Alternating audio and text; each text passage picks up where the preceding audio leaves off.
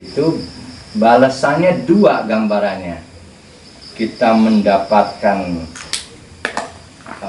nikmat surga, dan ada orang mendapatkan siksa. Jadi orang itu dua pilihan. Kalau kamu mau dapat kenikmatan itu, maka ikutilah perintah Allah dan Rasulnya. Kalau tidak, maka akan mendapatkan adab. Bisa kita dapatkan di dunia. Adab yang paling kecil apa sih? Adab yang paling kecil itu perasaan kita yang tidak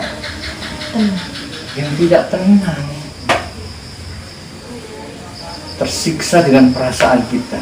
Wah, ya enggak gitu. Kamu pernah tersiksa dengan perasaanmu, berarti kamu sedang di adab kecil. Gelisah, ketakutan, apalagi ya, cemas, itu bentuk siksaan perasaan. Kalau orang sekarang mah gabut ya, apa namanya kalau gabut itu, apa sih singkatan gabut itu? Gabut? Nggak tahu, ayah nggak tahu gabut itu singkatannya apa. Orang sekarang itu lucu-lucu bahasanya, gabut lah, gemoy lah, aneh-aneh aja. Kesan terkecil itu tersiksa dengan perasaan kita. Kenapa tersiksa dengan perasaan kita? Merasa nggak tenang. Ayo, kenapa merasa nggak tenang? Karena kita telah melakukan dosa atau maksiat. Nggak kerasa sih maksiatnya. Kita nggak ngerasa kok itu bentuknya maksiat. Itu nggak kerasa. Salah satu bentuk maksiat itu ngeledek orang gitu ya. Kamu jelek deh, gitu. Ya udah nggak usah diledek lagi, udah jelek gitu, diledek gitu ya. Nggak usah, udah. Itu lama-lama kamu sering ngeledek, sesungguhnya kita ngeledek orang itu, memaki orang itu, kita sedang memaki diri kita sendiri. Paham? Kalau kita memaki orang, itu berarti kita memaki diri kita sendiri. Kenapa coba rumusnya kalau memaki orang menjadi makian diri kita sendiri? Nah, kalau meledek orang sebenarnya meledek diri kita sendiri. Kenapa? Kamu tahu bahwa manusia itu, jadi kalau ini bahasa ilmiahnya nih, bahasa kuantum namanya, bahasa fisika kuantum. Manusia itu hakikatnya selain fisik itu ada namanya dalam tubuh manusia itu energi. Jadi tubuh manusia energi, tahu energi? Yang menggerakkan tubuh kita tuh energi. Siapa yang menggerakkan tubuh energi itu? Allah. Melalui siapa? Melalui para malaikatnya. Di dalam tubuh manusia ada namanya energi. Energi itu dalam tubuh, kemudian ada sel, ada inti sel, nah itu bergerak-gerak. Ya. Karena energi manusia itu ada muncul frekuensi, ada getaran. Energi itu kan bergetar, makanya orang hidup itu bergetar. Kalau nggak bergetar nih, mati. Makanya kalau ada getaran itu masih hidup. Tapi kalau nggak ada getaran, nggak ada gerakan, mati nggak? Mati. Apa ini ada getaran nggak? Ini ada getaran nggak? Kacamata? Ada? Kalau dilihat secara kacamata, dilihat dari mata kosong, ini nggak ada getaran. Tapi kalau kamu lihat dengan alat tertentu mikroskopik, di zoom, maka sesungguhnya ini ada getaran. Tembok kelihatan nggak ada getaran, nggak kelihatan secara mata. Tapi kalau kamu pakai alat tertentu, dia akan bergetar. Artinya seluruh makhluk yang ada di dunia ini memiliki getaran. Oke. Apa nggak ada getaran? Air kelihatan diam aja nggak bergetar. Dia bergetar, bergerak dia. Cuman kita nggak bisa ngelihat karena kita nggak pakai alat. Tapi kalau pakai alat itu ada frekuensi, ada getaran. Karena seluruh makhluk hidup itu bergetar, maka dia hidup. Tidak ada yang mati nih, semuanya hidup. Jadi, kalau kamu bisa melihat ini tembok bisa hidup gitu ya. Kamu nggak ngelihat aja, dia bakal pakai alat nanti suatu saat kamu udah ini pakai alat mikroskopik yang paling tajam, dia akan bergerak. Karena dia bergerak, maka setiap di lingkungan kita itu mencatat apapun yang kita lakukan. Ya, seperti ini, paham? Makanya tidak ada yang tidak tercatat di alam semesta itu. Ya, kalau kamu berbuat baik di satu tempat, maka tempat itu menjadi saksi bahwa kita telah berbuat baik. Oke, nah makanya saksi kamu nanti suatu saat di sana ketika ditanya mulut kamu ditutup itu, yang ngomong apa?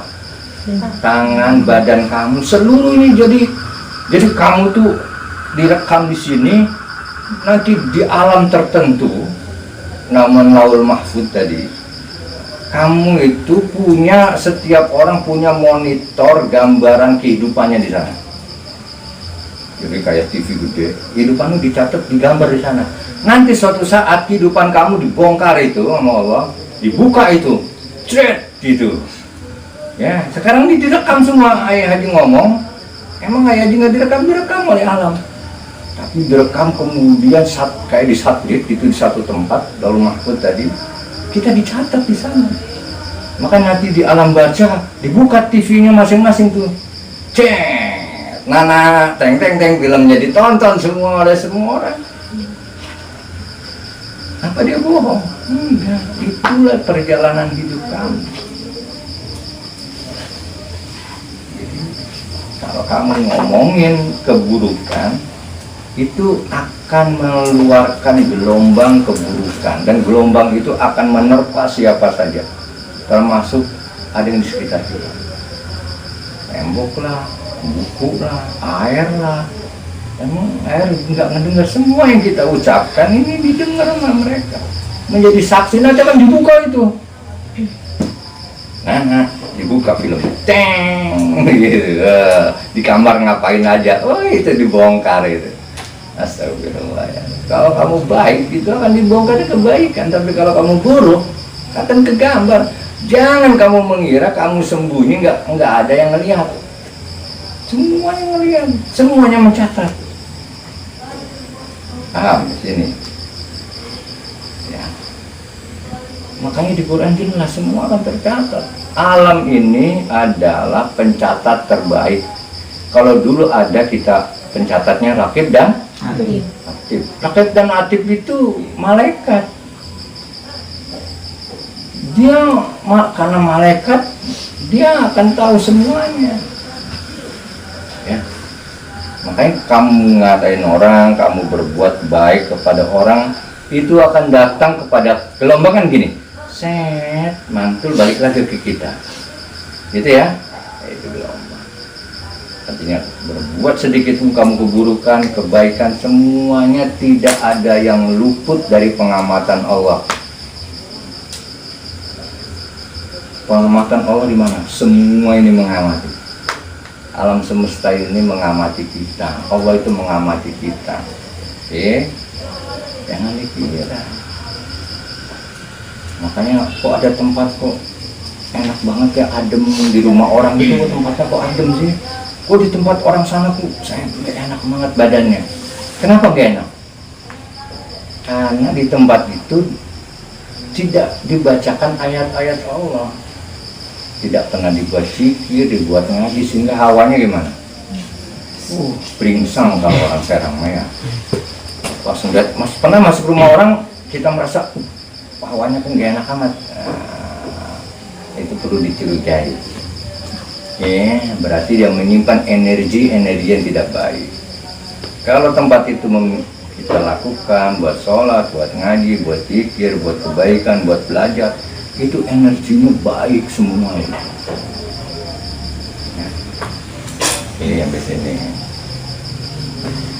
Nah, faqala ammuhu, kemudian datanglah siapa namanya? Abu Lahab itu, namanya siapa? Abul Uzza itu. Tabban laka. Tahu tabban itu? Celakalah kamu. Celakanya kamu itu kepada siapa? Kepada Nabi Muhammad. Dia datang-datang begitu udah ngomel-ngomel aja. Tabban laka, tangannya sambil nunduk gitu.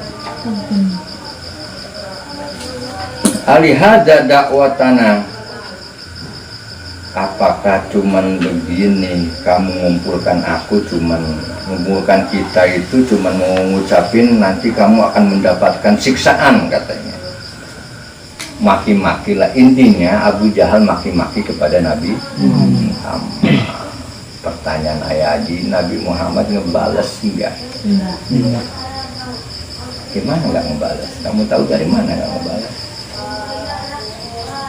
Nah, di Quran itu filosofinya, makanya kalau kul huwallahu ahad, katakanlah kul di depan, berarti ada orang bertanya, kemudian Rasulullah SAW dapat wahyu surat Al-Ikhlas. Katakanlah ya Muhammad yang nanya tadi, kul huwallahu ahad, bahwa Allah itu